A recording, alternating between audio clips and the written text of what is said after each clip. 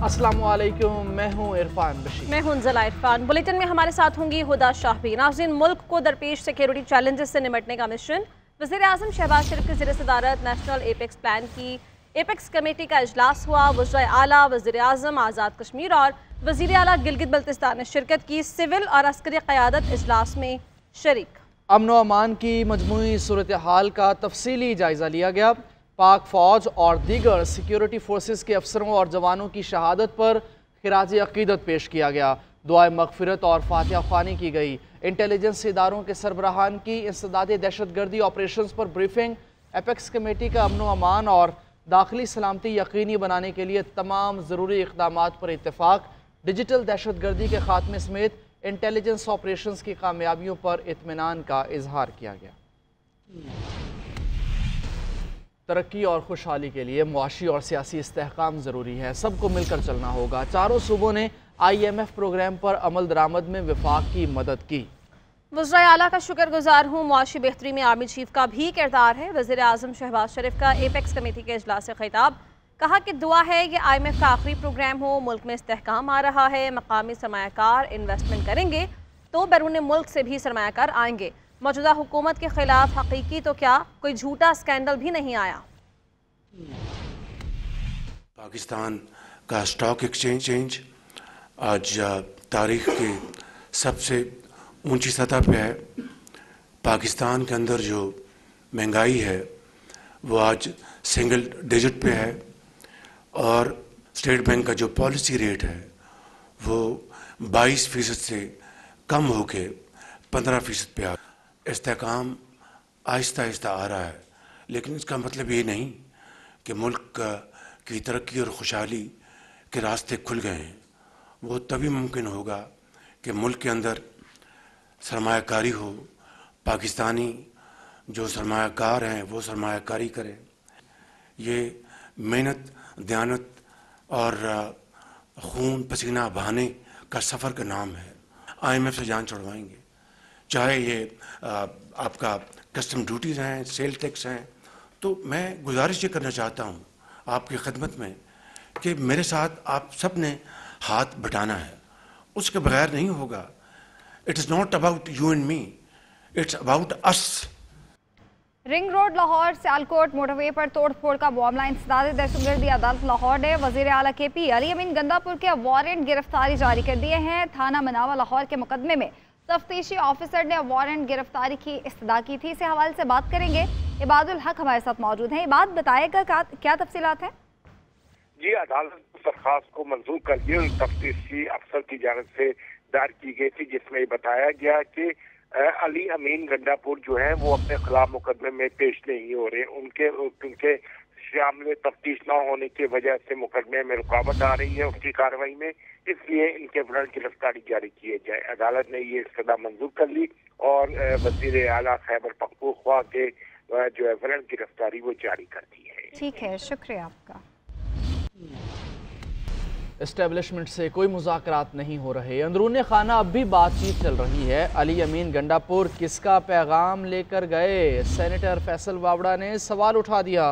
Press conference में कहा कि 24 नवंबर को पानी का बुलबुला बनने जा रहा है। कुछ भी नहीं होना, कोई रिहाई नहीं हो रही, ये ड्रामा बंद करें। पानी का सौदा करके PTI रहनुमा रिलीफ ले रहे हैं। दावा किया कि 72 घंटों में पूरी कहानी सामने आ जाएगी। पूरी PTI क़यादत कहाँ है? 5000 तो दूर, कोई 50 बंदे भी नहीं ला सकेगा। मैं बुज़दिल सियासतदानों से नहीं जो ट्रंप के खिलाफ ट्वीट करे फिर डिलीट कर दें। बैरूनी मुदाखलत का तमाशा अब बंद होना चाहिए।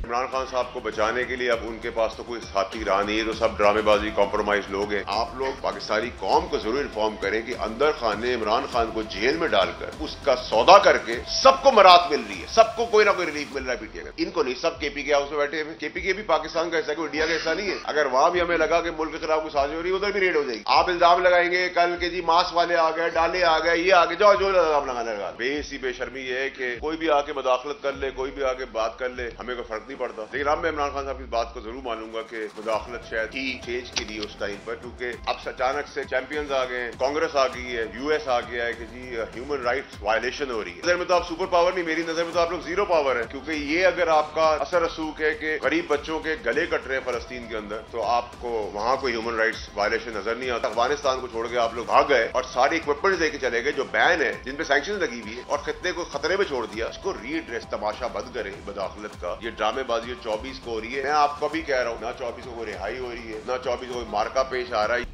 बानी पीटीआई से मुलाकात के बाद अली अमीन गंडापुर ने मीडिया से बात नहीं की। कुछ तो है जिसकी पर्देदारी है। वजीर आला केपी खुद बता दे, नहीं तो हम पता लगा ही लेंगे। वज़ीर इत्तलात पंजाब अज़मा बुखारी के ताक ताक कर लफ्जी वार प्रेस कॉन्फ्रेंस में बोली। ये कहते हैं 24 नवंबर को हम सरप्राइज देने जा रहे हैं, आपको लाशें इकट्ठी करनी है। आपका हमेशा यही प्रोग्राम रहा है। गैर सियासी खातून गैर सियासी तकरीर कर रही है। पाकिस्तान के अंदर एक अदद सूबा है जिसका नाम है खैबर पख्तूनख्वा। पाकिस्तान की रियासत के खिलाफ तमाम सरकारी वसाइल को इस्तेमाल करते हुए ऐलाने जंग करने की जो है वो बातें कर रहा है। अफसोस की बात है उन तमाम पख्तून मेरे बहन भाइयों के लिए कि जिनके वसाइल जो उनकी तालीम सेहत के ऊपर लगने चाहिए, गैर सियासी खातून है बुशरा बेगम साहिबा, उनकी मेहमानदारी के लिए जो है वो इस्तेमाल हो रहा है। गैर सियासी खातून जलसों की जुलूसों की प्लानिंग करती है, गद्दारी से वो लिंक कराया करती थी मुखालिफिन को, ये भी उनका गैर सियासी कारनामा होता था। और एमएनए जो है वो 10,000 बंदा लेके आएगा, जो कैलकुलेशन वो लोगों को दे रही है, इतनी ट्रांसपोर्ट ही नहीं है पूरे मुल्क के अंदर जो इतने लोग ढो सके। लेकिन वो और फिर वो बता रही हैं कि कौन उसको टेक ओवर करेगा, फिर गिरफ्तारियां हो जाएंगी। सियासत में हिस्सा लेना किसे कहते हैं? सियासी तकरीर करना सियासत में हिस्सा लेना है ना, सियासी प्लानिंग करना सियासत में हिस्सा लेना है ना। उसके बाद फिर मासूमियत के साथ कह देते हैं नहीं नहीं सियासत में हिस्सा नहीं ले रही, सियासत से उनका कोई ताल्लुक नहीं है। तो भाई यहाँ लतीफे सुना रही हूँ बैठ के। तो ये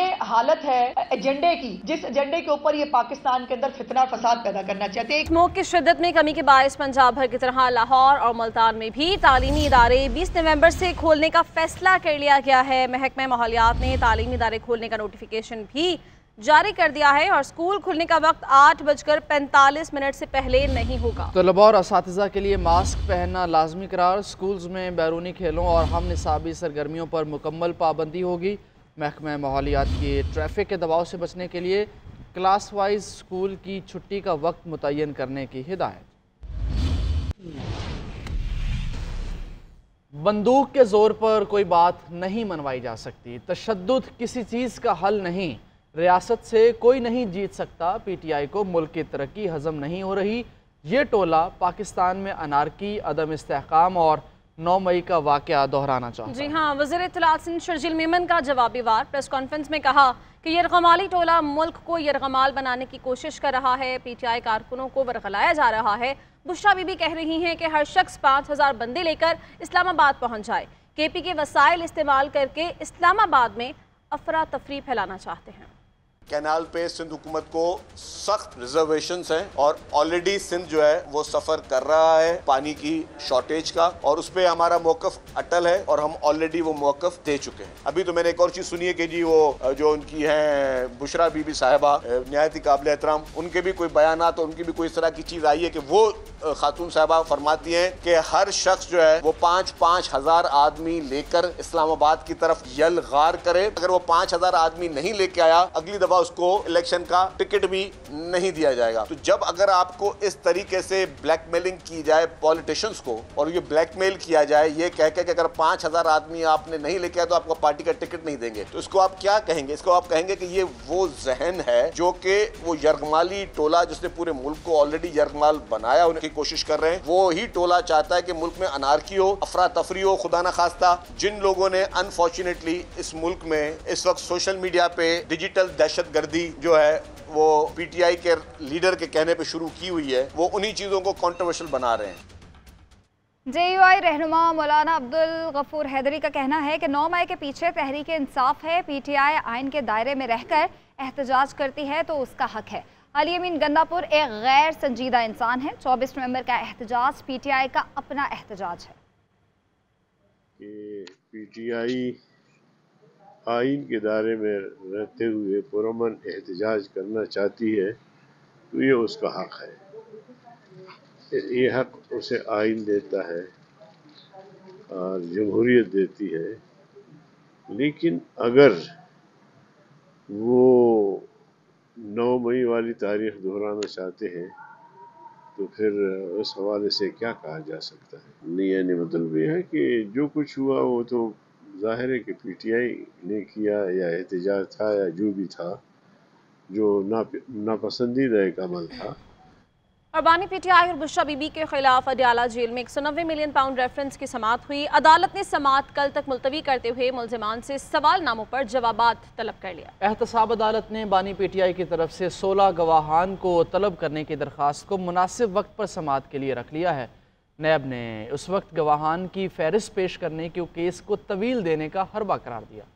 190 मिलियन पाउंड केस में अहम पेशरफ्त, बानी PTI की तरफ से 16 गवाहान की फहरिस्त पेश कर दी गई। एहतसाब अदालत से गवाहान को तलब करने की इस्तदा भी कर दी गई। रावलपिंडी के अडयाला जेल में बानी PTI और बुशरा बीबी के खिलाफ रेफरेंस की समाअत। मुलजिमान की जानिब से 342 के तहत जारी सवालनामों के जवाब दाखिल न करवाए गए, जिस पर अदालत ने मुलजिमान को कल जवाब जमा करवाने का हुक्म दे दिया। एहतसाब अदालत के जज नासिर जावेद राना ने बुशरा बीबी को तिबी बुनियादों पर हाजिरी से 1 रोजा इस्तिस्ना की दरख्वास्त मंजूर कर ली है। बानी PTI के गवाहों की फहरिस्त में vice chancellor government college university Lahore और साबिक सेक्रेटरी काबीना डिवीजन अहमद नवाज सुखेरा शामिल हैं। आइस्को जहलुम और दीना के 2 अफसरान, CEO Manaf Ziauddin and chartered accountants भी लिस्ट का हिस्सा हैं। डॉक्टर अमजदुर रहमान, तालिब हुसैन, अली जावेद, सैयद महमूद अली, सैयद मुनव्वर हुसैन को भी गवाह बनाया गया है, जबकि अब्दुल हामिद खान, मोहम्मद अरसलान और खुर्रम आवान को बतौर गवाह तलब करने की इस्तदा की गई है। नैब के वकला ने दलाइल देते हुए कहा कि इस वक्त 16 गवाहान को तलब करने का मकसद सिर्फ केस को तूल देना। और भारतीय blind cricket team T20 world cup से दस्तबरदार हो गई। भारतीय टीम को वर्ल्ड कप में शिरकत के लिए